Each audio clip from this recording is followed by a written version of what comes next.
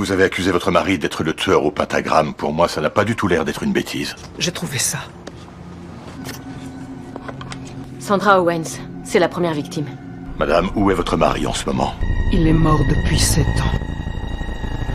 La police effectue une fouille minutieuse de la maison de la vieille dame. Nolan n'a pas d'autre choix que de lui demander d'attendre dans la voiture. Il lui donne son numéro de téléphone personnel, en lui disant de l'appeler si elle se sent en danger. Pendant la discussion avec ses collègues, Nolan apprend plus d'informations sur le tueur au pentagramme. C'est alors que le sergent Gray les interrompt. Il explique que le maire va tenir une conférence de presse et révéler l'identité du tueur au pentagramme pour rassurer le public. Nolan et Selina doivent enregistrer une déclaration. Peu après, Nolan reçoit un appel de la vieille dame. Ah, bonjour Madame Jasper. Vous pourriez dire aux journalistes qui sont devant chez moi de partir. Non, je ne peux pas. Mais s'il tente de rentrer, appelez le poste. Mais je n'ai aucune intimité. Vos collègues ont pris ma porte d'entrée.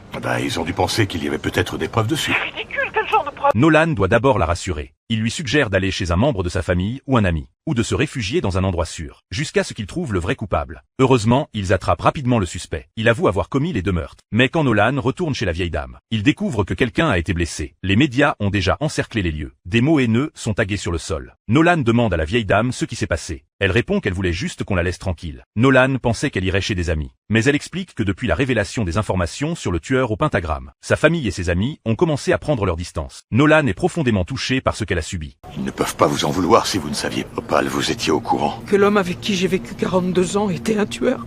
Non, bien sûr que non. Il m'offrait des bijoux qu'on n'avait pas du tout les moyens d'acheter. Un jour, j'étais dans la voiture et j'ai retrouvé par hasard des sous-vêtements féminins qui n'étaient pas à moi. J'ai pas posé de questions et je les ai jetés. Je voulais pas savoir.